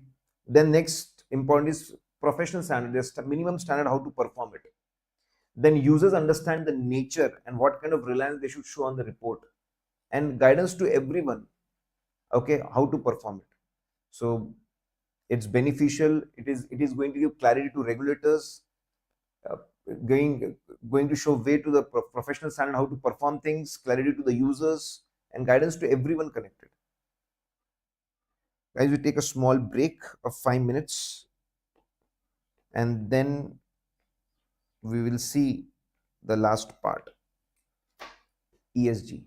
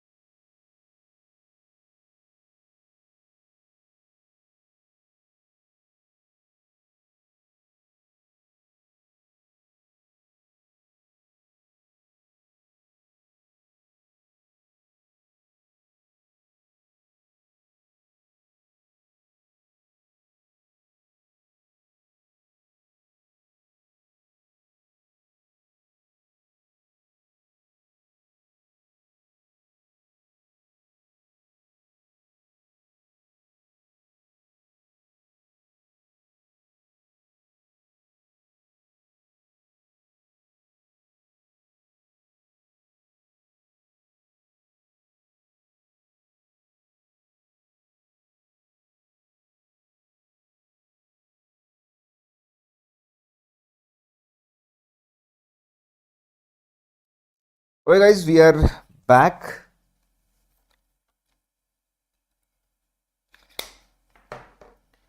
Now, chapter number 18. Many of you must be thinking, why the hell this chapter is there in our course? So emerging area, that is sustainable development. Sustainable development and ESG. Okay, guys, let's see. So it's pretty simple. What is sustainable development? Sustainable development means that we want growth, development in the present, but we don't want to compromise with the growth and development of the future generation. So growth and development should be done in such a manner that future generation should not be compromised with. That's called sustainable development. So we want something which we want growth and development which goes on continuously, which is there, which is good for current also and which is good for the future also. That's called sustainable development. And that's going to happen if we take care of three things. ESG. That's going to happen if we take care of three things. ESG. E stands for environment, S stands for society, and if we have good governance, decision making process. So they are focusing on these three things only, guys. Three things only. So ESG and what is in. So let me give a broad overview what they talk about. Environment. When it comes to environment, first of all, we should try to use minimum natural resources, minimum to minimum natural resources, extract minimum natural resources. We should try to use it in the best possible manner. We should reduce its wastages. So extracting minimum, using it more efficiently, reducing the wastage, then ensuring reducing the pollution, because when pollution goes back to nature, it contaminates the resources. Reducing the pollution, let's not contaminate the resources. Okay, so if we protect our environment, if we protect our environment, climate change will not happen, temperature will not increase, water supply will be always there, quality of air will be always there. Guys, you cannot ratify each and every heading. So I remember in such a way that extracting of the resources, using of the resources, okay, and then pollution should not be there, so that we protect the whole earth from climate change. We have enough water always available, we have good air always available. Now that's called environment. That's very important for long-term growth, for growth of the future also. Environment is there. Without environment, we cannot live, we cannot survive, everything is waste. Then society. Business gets every damn thing from the society. Every damn thing from the society. Okay. Business gets human resource from the society, customers from the society, revenue from society, profit from the society. Take care of the society. Ensure that society is protected. Only when you ensure that society is protected, society will remain, market will remain, and businesses will continue in future also. There is no society, there is no business. Okay, many of the nations are facing the challenges. They are not able to survive. They didn't take care of the society. Now there is no society, there is no business. So when we talk about society, we talk about human capital. Take care of the human capital. Ensure that employees are well trained, well treated, proper conditions are made for them. Okay, they are well compensated. Ensure that the customers, you make good products, healthy products which benefits customers, not harm them. Explain all the positives and negatives, issues and challenges, limitations of the product. Okay, then so take care of the employees, take care of the customers, take care of the stakeholders, those who have invested. Okay, listen to them. What are the requirement? What kind of they don't want to use animal related resources. Take care of that. They don't want child labor. Take care of that. So whatever stakeholders want, okay, and then do something, do CSR, so that society improves. People come out of poverty, they get education, they get health, they improve, they do something better. So that is society. So when you talk about society, you talk about employees, you talk about customers, you talk about underprivileged, you talk about stakeholders. So big are stakeholders, then customers, then employees, then others. Governance, how you run a particular company, that is governance. Okay, that is governance. How you run company, how you take decisions. There should be adequate number of people, knowledgeable, experienced, well qualified people to take decisions. Their roles and responsibilities should be defined. They should work with responsibility and accountability. They should meet regularly, take good decisions, implement them, and they should be transparent with what they are doing and what they have achieved. So that is governance. So simply talk about, if you want sustainable development, take care of three things, ESG. Now for sustainable development, ESG is important. So entities are supposed to do ESG reporting. They are supposed, just like they tell about the profitability, they talk about profitability and financial health. They talk about profitability, financial health, how much they are earning, how they are earning. On the same lines, go and report about it. Go and report about ESG. Go and report about how good, what good they are doing for environment, society, and what good they are doing for governance. Okay, it can be in quantitative terms, qualitative terms. You can express, some figures can be used. Apart from figures, what activities you have done, that can be used. Key performance indicators.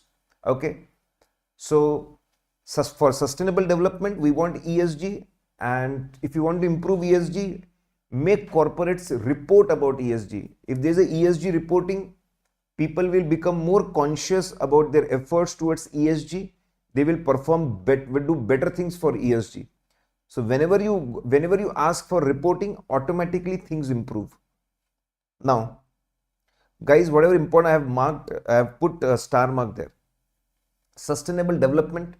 So people started talking about it way back. And the important thing, 2015, United Nations, they established SDGs, Sustainable Development Goals, that this is what we want to achieve. For sustainable development, this is what we have planned to achieve. This developed 17 SDGs, Sustainable Development Goals. And then there's a division of sustainable development, division for sustainable development goals. So if there are goals, now how to ensure that these goals, these goals are achieved. So there's a division for division for SDGs. There's a division for SDGs which work on it to ensure that work is done on the 17 goals, and we have more capacity, we have increasing capacity of achieving these 17 goals. Then only by 2030, we will be able to achieve good thing. Will be achieved 2030 agenda. So 2015 SDGs were developed. There is a division for SDGs which is striving very hard to ensure SDGs are achieved. Working is done on SDGs. Nations work on SDGs, so that by 2030 we are a better world, we are a better earth. Now what I've done is, I have divided these 17 SDGs in few parts. So environment related, society related, and governance related. It's not possible to remember everything. So environment related, again on same lines. Environment related, that you talk about air, water, land. From air you can recall, we want good climate, better, so that we survive and we don't have to face hardships. We need life on land, we need life on water. So when we talk about, so environment related, there are 3 SDGs. Environment sustainability, better climate, better life on the land, better life below water. Then society related, basic human needs related. So society related, basic human needs. There should be, people should have zero hunger. People should have food available. No one should sleep hungry. They should have food available, zero hunger. They should have water. They should have cleanliness, good health. They should come out of poverty. So you talk about SGDs, what good they want in environment, what they good want in society. You need human being, basic human needs should be fulfilled. Basic human needs should be fulfilled. Then next, there should be good education. Education should be available for everyone. There should be gender equality, reduce overall financial inequalities. Then we need sustainable cities and responsible consumptions and productions. So society related, basic human needs should be fulfilled, education needs should be fulfilled, and we need good urban needs should be fulfilled. Governance related SGDs. So industries should focus on developing good infrastructure, lot of good innovations, new products and services, then using clean energy and good growth, and focus on peace and partnerships overall. So industries, they should focus on developing infrastructure, having more innovations, having good goods and services, having good growth, the collaborations, peace, partnerships, and so on. So 17 SGDs are there, and you can classify it. And guys, as I said, you can broadly remember things, not exactly. This particular chapter very broad. Global trends, that's important. Slowly across the world, ESG reporting is becoming mandatory. Listed entities, governmental entities, it's mandatory that reporting should be done. In fact, they have come up with sector-wise reporting. What steel industry has to report, what pharma industry has to report, what coal industry has to report, what mining industry has to report, what defense industry has to report, and so on. So it has become mandatory. Sector-wise there. GRI, Global Reporting Initiative, is one of the first frameworks, basic principles and format which was developed for reporting. It's very popular. More than 100 countries it is used. There's a GRI organization based in Amsterdam. They developed the GRI standards. But that's not the only standard. We have CGI, Chief Justice of CGI. C stands for Carbon Disclosure Project, CDP. Carbon Disclosure Project. So they said that all the industries, companies should disclose what is the carbon emission they are doing. What is the carbon emission doing? What steps they are taking to reduce the carbon emission. Then G for Global Reporting Initiative standards are there. How reporting should be done for ESG. And I stand for International Integrated Reporting Framework. So it say that along with financial reporting, you should integrate reporting about ESG also. So you should give a complete overview what financially they are doing and for what ESG they are doing. So these are the recent trends. In 2015, TCFD, Task Force on Climate Related Financial Disclosures. So it was developed, Task Force on Climate Related Financial, TCFD. So what exactly you are doing for climate? Task Force on Climate Related Financial Disclosure was developed, consistent particularly for financial firm. Similarly, Climate Disclosure Standard Board promotes climate disclosure offers. So different bodies where TCFD was created. TCFD, Climate Related Financial Disclosures, then Climate Disclosure Standard Board. These boards were disclosed that please explain what impact you're having on the environment, what good things you're doing for environment. Okay. And then in 2020 they said that okay, let's do one thing.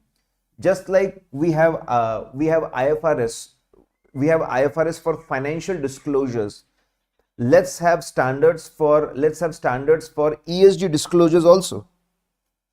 So ISSB, International Sustainability Standard Board, they made sustainability disclosure standards. They merged a lot of entities and they said that okay, so you should remember this thing that okay, that a lot of developments were happening. 2015 various committees were made. 2020 they say that let's integrate financial reporting and ESG reporting. 2021 a board was created, Sustainable Disclosure Board.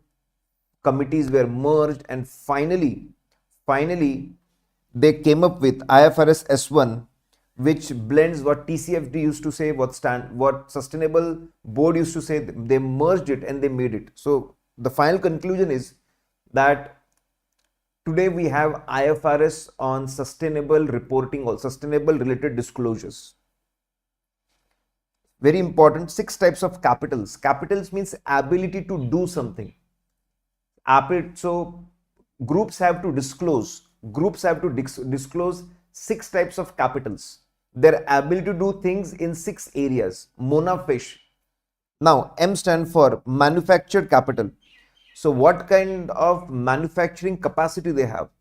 What kind of plants they have, machines they have, manufacturing capacity they have. That's called manufacturing ability, manufacturing capital, manufactured capital. Okay. Then N stand for natural capital. Have they developed agriculture cultivation? Have they developed forests?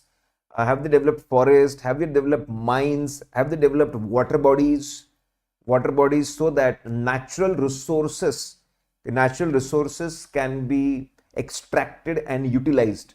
That is natural capital. So as I said, capital means capabilities and capacities. So are they having manufacturing capabilities and capacities? That is manufactured capital. Are they having natural capabilities?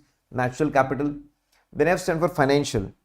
So what kind of financial funds they are having? What kind of financial funds they are having? Have they raised money through equity share capital, preferential capital, debentures, bonds, then loans from banks and financial institutions? How much financial capital they are having, and what are the terms at which they are having? Then S stand for social capital. So social capital, what is their image? What kind of relationship they have with the society and stakeholders, employees, customers? What kind of reputation, image they are having? Whether there's a mutual respect, whether they support each other. That is social capital. Then I stand for intellectual capital. Intellectual capital, how much, whether they have done research and development, are they having patents, innovations, have they done innovations, are they having new technologies and patents? Okay. Then H stand for human capital. What number of employees they have they well-trained employees, and employees who can deliver and take a lot of responsibilities. Okay, they have skills, experiences, knowledge, enough to fulfill the strategies and business plans. So Monafish, ability to manufacture, ability to manufacture, and ability to have natural resources access, extraction, when ability to have financial funds requirements, intellectual innovative things. S stand for social capital, good relation, image with the society, good human capital. Very important from exam point of view. Now, so we understood how committees were formed and ultimately merged, and we have IFRS on sustainable disclosures today. Now, what different countries are doing, not very important, I think. United States, in United States, SEC, just like we have SEBI, Security Exchange Commission, say that every entity should disclose what impact they're having on the climate, what impact they're having on the climate, what good things they're doing for the climate as per Task Force on Financial Disclosure. So they have made it mandatory that climate related disclosure should be done. Okay.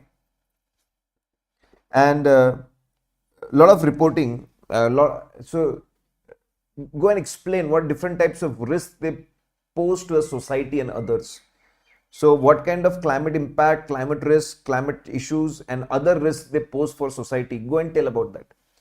In UK, we have their policy net zero by 2050. Greenhouse gases emission, they want net zero emission. They have Companies Act which talks about the disclosures, climate disclosures. So US has taken, simply remember, US has taken a lot of steps, UK has taken a lot of steps, US SEC has taken steps, UK's Companies Act has disclosures with respect to climate and related changes. And what about India?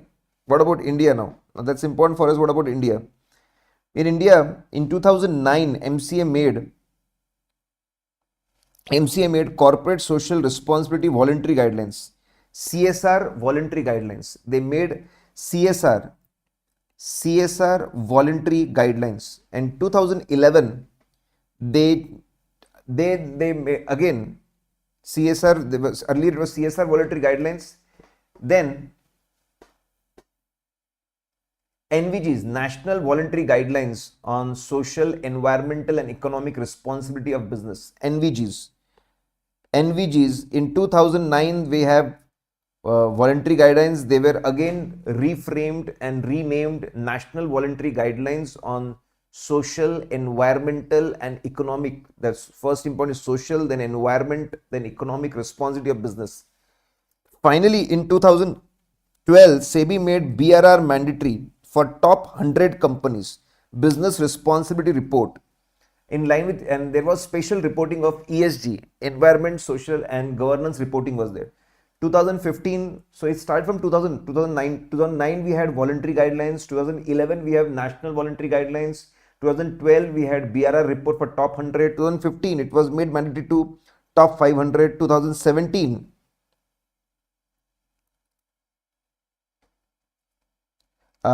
integrated reporting concept was introduced. Integrated reporting, that you integrated reporting, you have a common report explaining everything. Integrated reporting where you talk about financial aspect also and other aspects also. 2018, again revision of the NVGs were again revised to national. Now voluntary word was removed. National Guidelines on Responsible Business Conduct. National Guideline Responsible. Finally, BRR, Business Response. 2019 it was made mandatory to 1,000 listed companies, and as on, and then finally name was again changed to 2021 BRSR, Business Responsibility and Sustainability. So what is applicable today is BRSR. So I don't think they are going to ask history by any chance. 2009 there was voluntary guidelines, 2011 there were voluntary guidelines, then SEBI came up with BRR reporting, it was made 100 to 500, then it was integrated reporting was made applicable, then 1,000, and as on today top 1,000 listed companies are supposed to report BRSR. Now the very important part, Business Responsibility and Sustainable Report, BRSR, and chart account, we auditors are supposed to audit it. That's why this whole chapter is there. So in India, people have to make BRSR reports. BRSR reports. Now, BRSR objective is pretty simple. It focuses on ESG reporting, what good they are doing for environment, what good you are doing for society, what good you are doing for governance. Okay. And ICA has made, this can be asked, ICA has made Sustainable Reporting Standard Board. Sustainable reporting, very simple, Sustainable Reporting Standard Board, so that there are standards which explain how this disclosure should be made. Okay.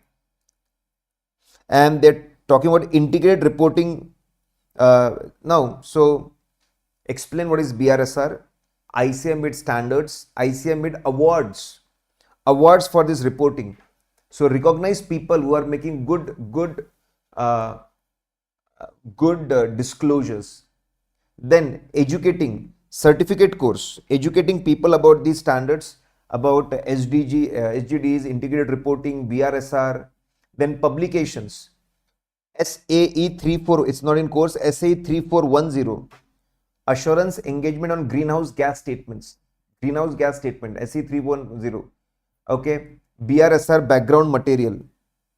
So assurance engagement on greenhouse gas statements 310. Sustainable goals, accountants contribution, what accountant should do about it. FAQs on sustainable reporting, sustainable reporting maturity model, how good is sustainable reporting. So what ICA has done is, ICA has made standards, awards, standards, very important, then awards, then certification courses, then publications. Okay, 310, background materials, FAQs, maturity models. So they are doing these things. This can be targeted. Now very important, BRSR report. As on today, it is mandatory to top 1000 companies from the financial year 22-23. It was voluntary till 21-22. It has 3 sections in BRSR report. This is very important, can be asked in exams. Very, very important. 3 sections: journal disclosures, management process and related disclosures, principle wise disclosures. So general disclosures give basic information about the company, what kind of products and services they are giving and how they are manufacturing those things, employees and their structure. So explain in what business they are, how they're doing it, how they make it, how their prospective customers, what kind of structure they're having. Section B is management process. Then what kind of policies you have, for governance, who are involved in governance, what kind of policies you have, code of conduct we have for governance, what principles you follow, and how you ensure people are trained and it is followed. Then there are principles. There are 9 principles. Companies are required to report upon KPIs in alignment with 9 principles. In NGRBC, we said that those voluntary guidelines ultimately became NGRBCs, that is National Guidelines on Responsible Business Conduct. National Guidelines on Responsible Business Conduct. This principle wise disclosure is the most important disclosure in 2 categories. Essential, these disclosures are mandatory, you have to do it. What you are doing for environment, what you are doing for environment, energy, emission, water, has to be. Optional disclosures. Then see, essential indicators means mandatory disclosures. Leadership indicators means optional disclosures. You can tell more about the company, life cycle, conflict management policy, additional data and so on. So this can be asked in exams, that you talk about this BRSR report. Its applicability is 3 sections and essential indicators and leadership indicators, very important. They may ask about the 9 principles of BRSR. 9 principles of BRSR. So these are focusing on ESG, environmental disclosure, society disclosure, governance related disclosures, and these 9 principles ultimately cover the 17 SGDs. It covered all 17 SGDs, so everything is covered from there. Now, this is a very funny shortcut. EC, so Election Commission, maybe emphasizes on she, okay, because PIO, person of Indian origin, very bad. Election Commission, see the sequence is also very important, guys. Election Commission emphasizes on she because of PIO. Let's see. First principle is about ethics. So Election Commission is about ethics. Then next is about consumers, EC. Then Commission emphasizes is about employees, she, stakeholders, human rights, environment, and policy making, inclusive growth, and offers and publicity, marketing. So E stand for, so there's 9 principles: ethics, transparency, and accountability. So we need to disclose whether you have, for the purpose of governance, whether you have made ethical policies and principles, you have made proper manuals, you have informed your decision makers board about it, you have trained them about it, you have disclosed to stakeholders about these ethical principles, and there's a disclosure about it. Okay, not just you, but your and the value chain, whether they also understand ethics, ethical principles, its importance, and following them, and the transparency. So you also develop, so the first principle is ethical. There should be ethical principles and policies. People should be informed, people should be trained about it, there should be disclosure about these policies to stakeholders, it should be on the website. You should behave ethically, you should ask your value chain companies to behave ethically and make its disclosures. C stand for consumers. You design products and consumers you design products and services which are good for the consumer's well-being, not just for money, good for consumer well-being. Okay.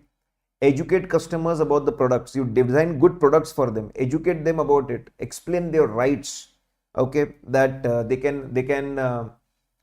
they should know how to use it, and then they can ask for refund, they can ask for damages and treatments and so on, okay. And tell them that what good you are doing, you are using, reduce, recycling, reusing. So be empathetic to the consumers, think good about the consumers, develop good goods and services for them, redesign things, make better things for them, healthy things for them, educate them about it, about their rights, what they can do. Then employees, take care of the employees, ensure that all the laws and regulations with respect to employees are fulfilled with, or fulfilled with all the laws and regulation, with this payment of bonus act, POGA, provident fund, everything. That's most. Then the safety, ensure it's a safe environment, ensure prevent child labor, there's a safe environment, there's a proper work-life balance, timely wage payments, they're good standards. Wages should ensure good living standards, safe hygienic environment. There should not be harassment, there should be career development. So guys, first ensure about that legal requirement should be fulfilled. Then you explain that they should when they come to company, they should have hygiene, they should be safe, they should be well trained, their career development well compensated, good future, work-life balance, and so on. Then stakeholders. Now identify the stakeholders who have provided money to you, or everyone who is connected to the company stakeholders. Now the people who have provided money, who provided technology, who are associated with you, government, authorities, all of them are stakeholders. Identify stakeholders, make regular reports for the stakeholders, reliable, good quality reports for the stakeholders, okay. And then everyone should be given information simultaneously. There should not be any there should not be any partiality. And so give stakeholders, think good about the stakeholders, give them reports regular basis, and give it on timely basis. Human rights, there's certain basic take care of human rights. Everyone should have right, okay. Everyone should have right to protect them. Human rights, ensure that basic human needs are fulfilled.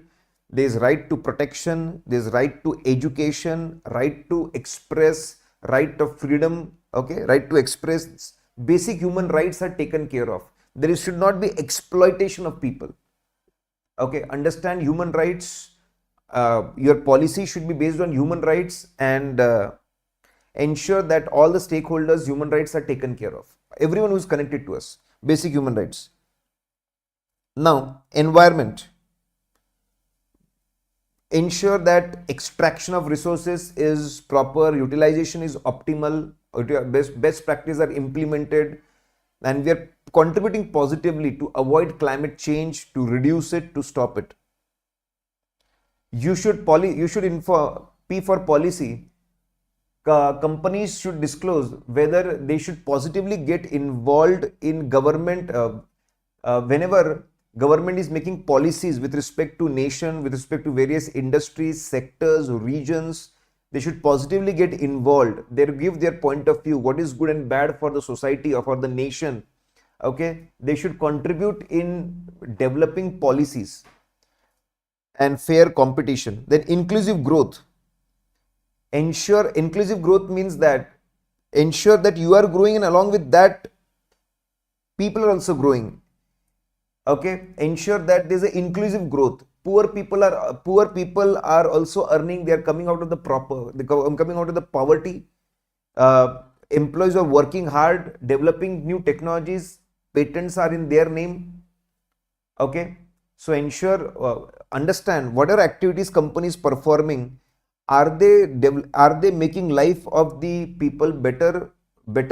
Are they including them? Their revenue is increasing, socio-economic impact of their activities. Now, like these games may not have a positive socio-economic benefit, okay. Ensure that CSR activity is done for everyone. and intellectual properties in the name of the employees, they get the fair compensation. So when you talk about inclusive, pay more to your employees, make them profit sharers, give them shares, okay, ensure a positive impact on the society around you. They should come out of the poverty. There should be positive socio-economic impact. Then offers. Now fair practices. Everyone goes to consumers for selling their goods and services. Have fair practices. Have open communication, positive communication, all the positives and negatives about the products. It should not be misleading. It should not be misleading. If someone is hurt, there should be redressal system for it. So guys, there are 9 principles. Okay. Maybe they ask principle number 1, 2, 3 or something like that. Assurance. Now SEBI has said for 1,000 company it is mandatory for BRSR report, and most important, okay, there is reporting on this BRSR. Auditor need to report whether this BRSR report is reliable or not. Okay, we need to see whether ESG, we need to assess what different risks this entity possesses to environment, society, governance, and whether they are working properly for ESG. ISA issue standards, ISSAE 3000, sustainability information, standard on sustainability assurance engagement, standards 3000 series, standards standards on SSAE, standards on sustainability assurance engagement. Okay, how to check sustainability information. So auditors are supposed to read it, understand it, how to check this information. Okay, reports are voluntary. See, BRSR report became mandatory from 20 to 23, but audit is mandatory from 23 24. BRSR report, new BRSR report from 20 to 23, but then the report is mandatory from 23 24.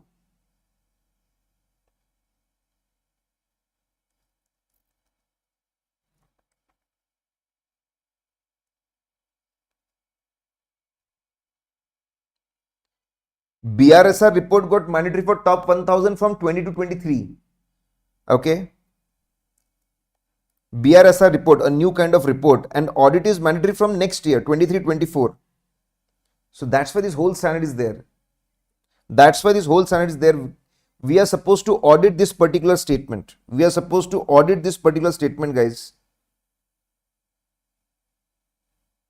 They are issuing standards 3410 greenhouse gas statements. It includes assurance or BRSR, how to do audit of BRSR report. Now, this is very important. Ask the question, methodology used for providing the assurance. First, do preliminary review of the ESG report and parameter. Preliminary, whether what kind of disclosures they have made. Have a preliminary review. Then go for on-site. Visit. Really understand what's the impact on the environment. Okay. Go and understand what's the impact of society. How good is the governance. Go for the on-site visit. Go and read the documents, reports. Submission of findings then what you on-site review and document what you found out. What are the risks, what are the issues, challenges, where things can go wrong. Ask for clarification. Review responses and clarifications. And finally issue the report. So first have an overview, then go for on-site reviews and documents, study them properly, ask questions that these things look doubtful, these things wrong, findings, get their replies, read them responses, and then make the report. Social audit standards, SRBC of ICA, social audit standards. Apart from that, social audit standards, these standards provide guidance for social auditor for impact assessment of social enterprises and necessary audit procedures.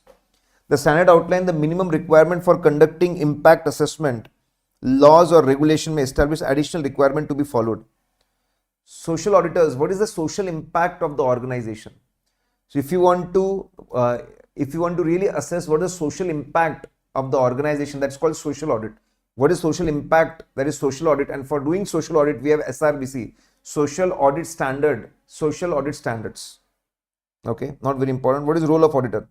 He needs to understand expectation of the stakeholder is increasing. Apart from financial statement, They want us to report on ESG. They want us to report on climate change, what entity is doing.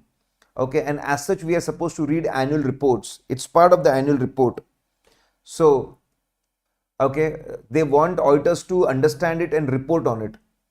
And the momentum is there. Everyone wants that, okay, enough of finance, money, but what's the impact on the society? We want reporting for that. There's a reporting going on, there's a momentum, there are reports which are made, and people want assurance on that. Okay, finally the conclusion thing, that yes, it's a burning issue, it's a very important issue, and a lot of reports are required. A lot of organizations are there, reports are required, there are standards for making the reports, there are standards, people want these reports to be audited, there are standards for auditing it, and it is becoming a norm. It is going to become a normal norm, just like financial statements, reporting on ESG and audit of ESG, and chartered accountants will be doing it. Guys, we have covered it. As I said, the thing which I have marked important, pay more attention to that. I hope you loved it, enjoyed it. Do put your positive comments. Okay, bye bye everyone.